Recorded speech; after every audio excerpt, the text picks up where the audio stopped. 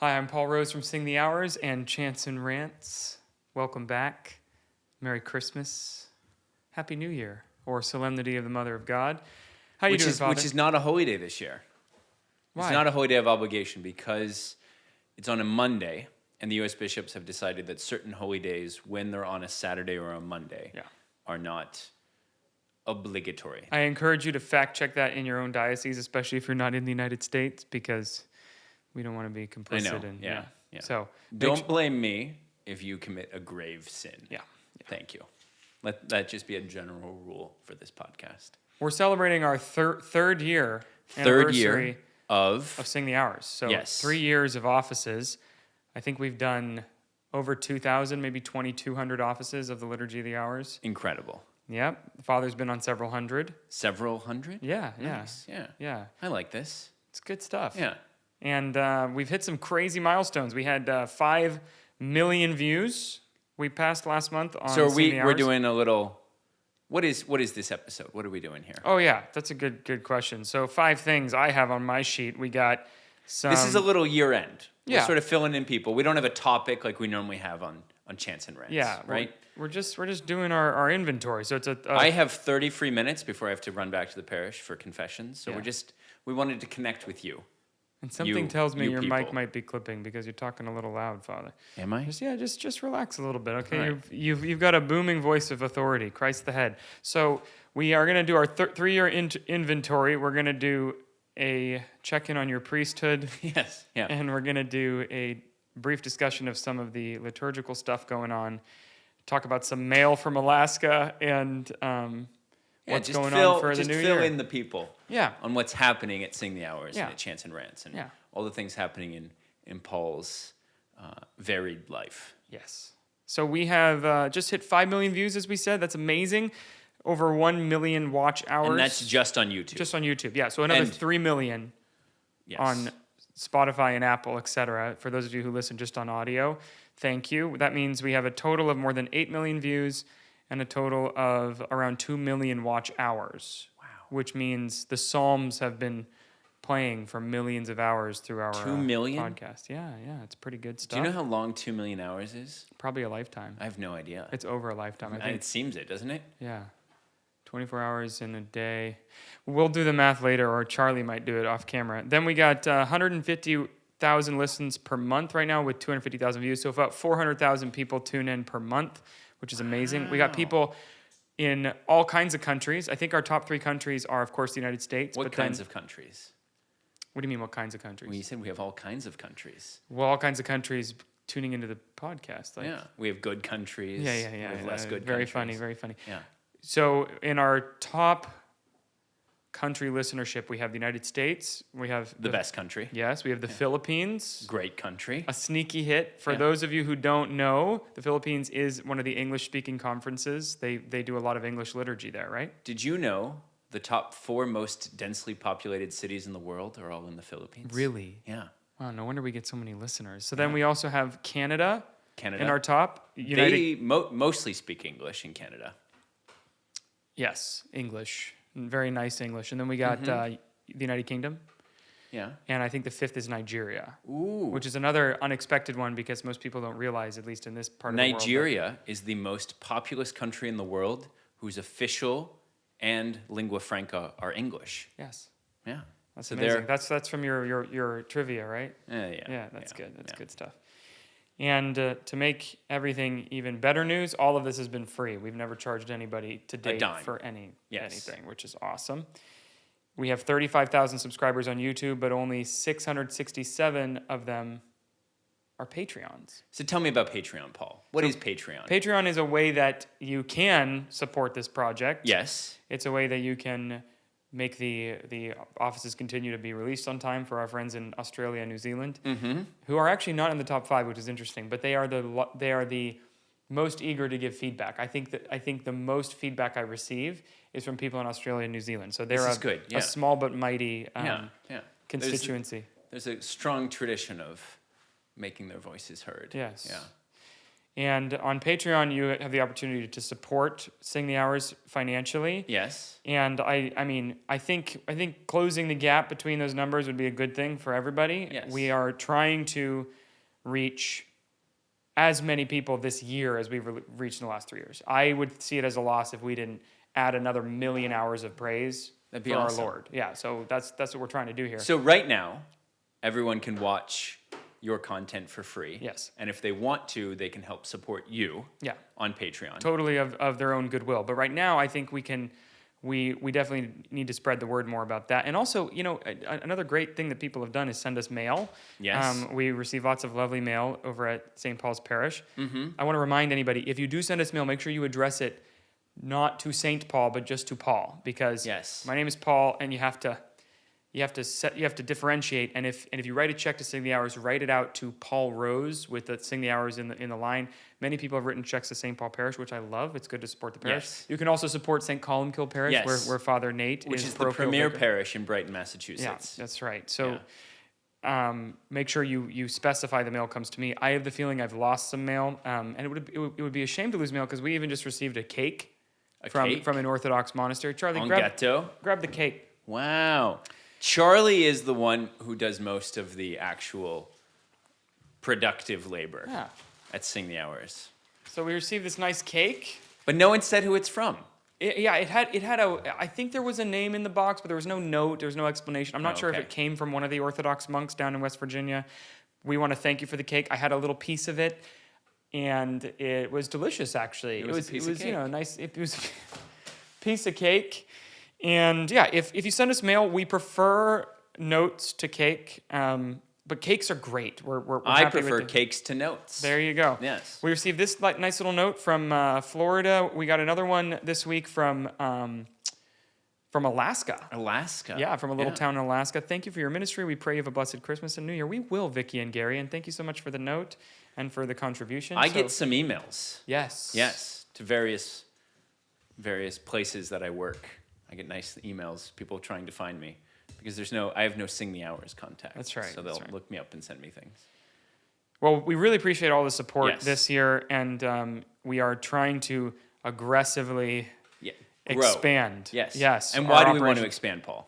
Because we need to get the song of praise in every The parish. world needs to be singing God's praises. Yeah, there's a I mean, I've been reading Dom Guéranger. That's some homework. Look up Dom. How do you say it? Dom Guéranger. Guéranger. I'm gonna say Guéranger because I'm a hopeless Neanderthal. But Dom Guéranger, Abbot Guéranger. I mean, he talks about how the first crisis in Christianity happened right before the Enlightenment, when it stopped singing. Like when ordinary lay people stopped singing the liturgy. He's writing this in 1840. This is an old idea that the health of our church is dependent on us singing the praises of God. And so if you want to help promote this, I would say the things to do are, first, share Sing the Hours with your friends and family. It's such a vital thing. The second is to support Paul on Patreon. And you were thinking this year we may be presenting some new things possibly for the Patreon supporters. Yes. We want to keep the podcast completely free. Yes. But we want to possibly give more things to those who support you, Paul, and your family. In specific ways. Because it's strange that, maybe the reason why, and I'm glad it's 667, not 666 Patreons. Thank you, whoever the last Patreon was, for moving us forward there.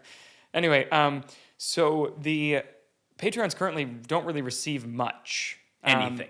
Except grace. And sometimes they get additional updates more, since I we offer post Mass directly, for them. That's very nice. Yeah. And we want to be giving our Patreon supporters more. So we're looking at maybe establishing some tiers this year, which is what everybody does. And it's weird that we're only doing that in year 3. But part of the problem is that when we started this project, it was entirely because of the, reckless abandon of wanting to encourage the singing of the praises of God in the Psalms. And so a lot of the sort of typical strategies, businessy things were not really taken care of. But this year we're hoping to make things more. I'm sure you've noticed the thumbnails on YouTube are finally receiving some attention instead of just being nothing. It's great stuff.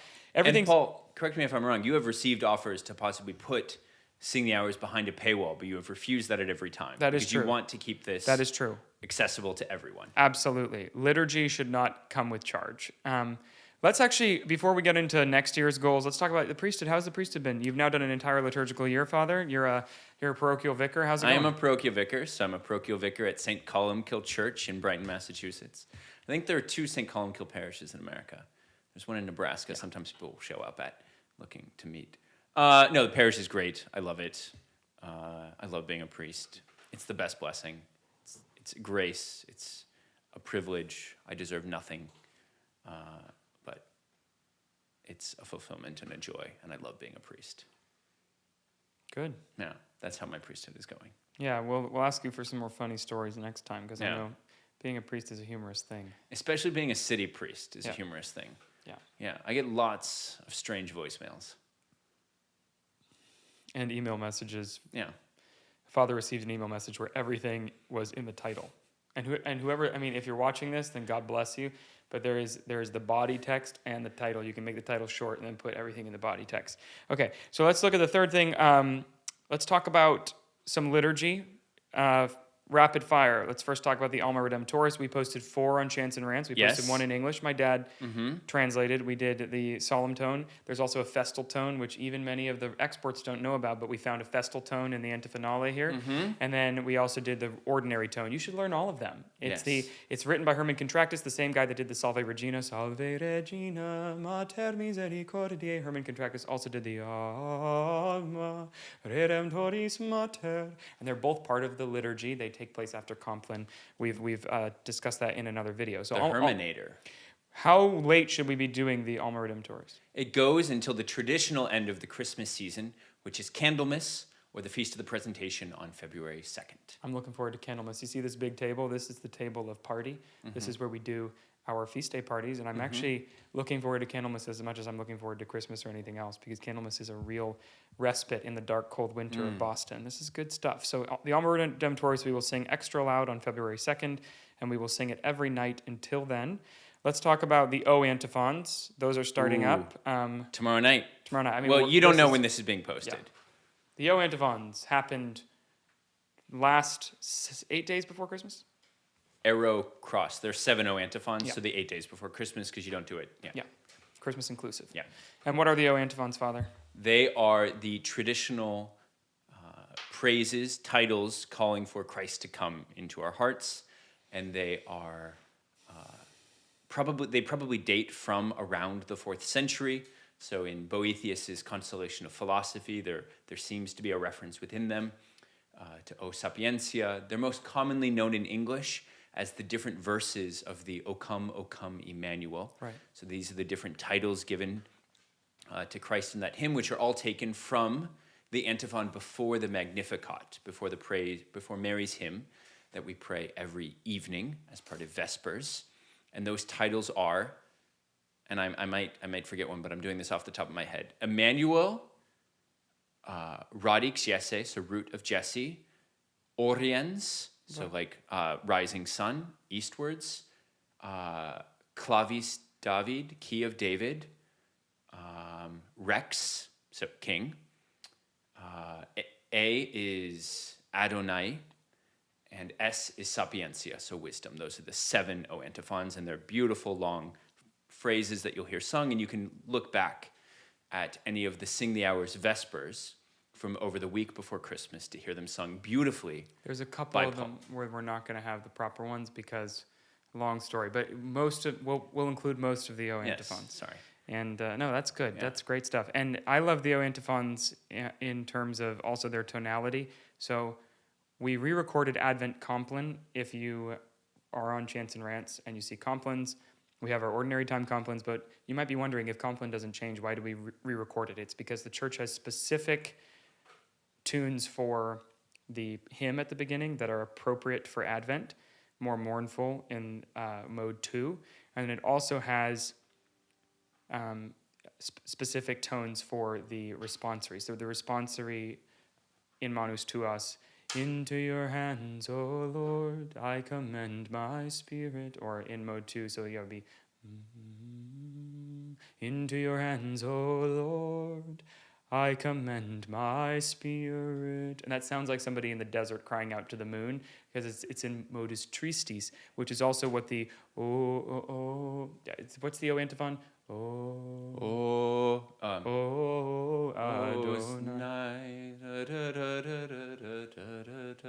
Again, that's in mode 2. For the record, everyone, this is what Paul is like all the time. Every moment, he's just going to start breaking out into a chant. And it's true. great. This is what we should all be doing. Mode 2 is the modus tristis, the sad mode, which I love that. And the Advent vibe is about what is the world like without the Christ child? What are the prophets?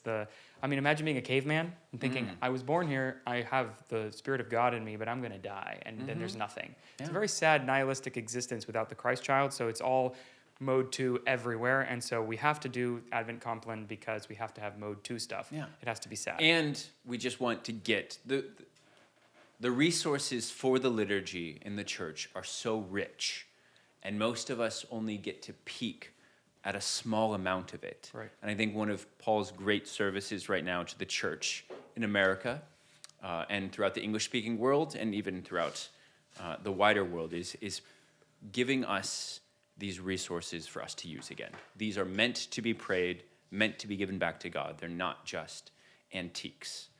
They're living, it's our living prayer to the Father. Yeah, there's a difference between antique and eternal. Yes. Yeah.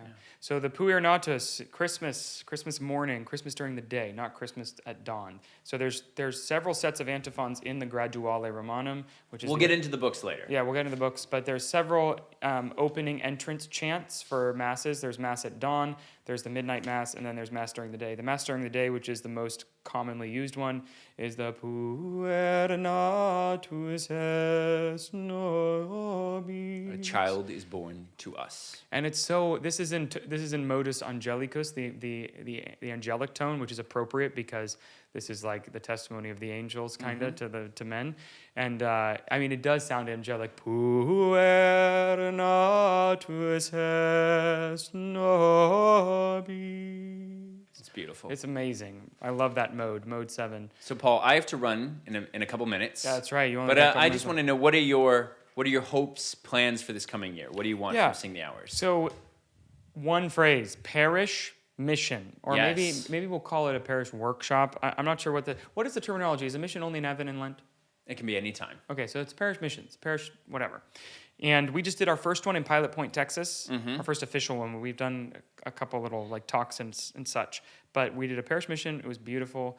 Thank you so much to the folks down at St. Thomas Aquinas in Pilot Point. It was a joy being with you. And we did some talks on chant. We also did 5 masses and 4... You did not do masses. I sang the masses. Perfect. Yeah, I didn't... Yeah. I cantored 5 masses. Beautiful. Yeah. In the future, perhaps the priest said, he said, why didn't you... Father Jason, he said, next time bring Nina. I was like, yes, Nina would be... Because Nina sometimes sings on Sing the Hours, and she's way better at chanting and at everything than I am. So we can do the Paul package, or the Paul and Nina package, or maybe even the Paul, Nina, and Father Nate package. We're looking at you, Bombay. Was it Bombay that asked us? Bangalore. Yeah. Bangalore. So sorry, Bangalore. Yeah. We received anyway. Parish missions. We're willing to go anywhere. My personal goal is to do 10 parish missions this year. We want to bring, because the parishes are the cities on a hill, in my opinion. The parishes are where we need to light the beacons of Minas Tirith and get the praises of God being sung. The beakins are lit. The beacons of Minas Tirith. And I really believe it does result in the greatest evangelization. It does. Columkill, I can talk from experience. I'm not saying this is not an official opinion of St. Columkill's parish, but from my vantage point, last year they had 2 people in RCIA, 3? 2. In RCIA. This year you have how many? We have 16. What is the difference between last year and this year, you might ask? Oh, they added a scola to do sacred music. When you do the sacred music, it evangelizes all the random... I'm a convert. There are so many random people at every Mass ever. People are always curious, what is the Catholic Church? And if they hear true worship, it matches their curiosity in the what's supposed to be the greatest beauty, goodness, and truth that the Church provides. Yeah. So give them what heaven wants to give them, and do some sacred music. Have Sing the Hours come. We'll work on chant. We'll work on getting the Liturgy of the Hours incorporated at your parish, doing some Lauds and Vespers, because we want to teach people. I mean, what's in these books is eternal. It's not an antique, as Father says, and it's meant to eternally renew the face of the world. Yeah. And that's what we're here to do. at Sing the Hours. So keep sending us mail. We love our Alaska friends. We love our... And what's the address for people? It's St. Paul's Parish. It's 29 Mount Auburn Street. We have a mailbox there, and thank you to our friends at St. Paul. Mount Auburn Street in Cambridge, Massachusetts. Cambridge, Massachusetts, 02138. And thank you, Father Nate, for all of your support on the podcast. We love singing with you, and also your mentorship in terms of teaching me so much. Father Nate has been on retreat with monks of Salem up in Quebec. And you've been to Salem in France, right? Mm-hmm. Yeah, and Salem, back to Dom Guéranger. Look up Dom Guéranger, look up the O Antiphons. We'll do an episode on this. They are responsible for basically renewing the chant. Yes. Yeah, and it's good stuff. Paul is becoming enthused, more and more enthused, by all the rich resources that the French church has given the world. And this is a good thing. I am a son of Italy. I am an Italian. But I do definitely more and more appreciate the French contributions to the Catholic Church. So shout out to all of our friends in the Philippines and in the, what do you call the people down under? Is that what you call them? Australia, New Zealand? The people in the, what do you call yourselves? There's like a name. Aussies? The Outback? The Outback is part of Australia. We're probably being offensive. Yeah. Shout out to you guys, wherever you are. Yeah. And your shout Southern out. Cross. What percentage of people do you think live in the Southern Hemisphere in the world, Father? I guessed over 50%. I was wrong. Southern Hemisphere? I think it's 10%. Yeah. Isn't that crazy? Well, India's north of the equator. China's north of the equator. Half of Brazil is north of the equator. So basically it's like Australia and then some people in Chile. It's crazy. Yes. But anyway, shout out to all of you guys. Shout out to the church who unites every single third hour of the day to sing the praises of God. Mm-hmm. Thank you to all of our priests. Like Father Eric said, he said, you know why I think people always ask me to pray for them? Father, please pray for me. It's because everybody knows in their heart of hearts that priests, when they do the Liturgy of the Hours, which they promise to do, are interceding for the whole world. There's a sixth sense we have that the most efficacious prayer to God, Charlie, what are you doing, is the prayers in the Liturgy of the Hours. And it's a beautiful thing that we can all participate in it. Thank you, Sing the Hours. 3 years.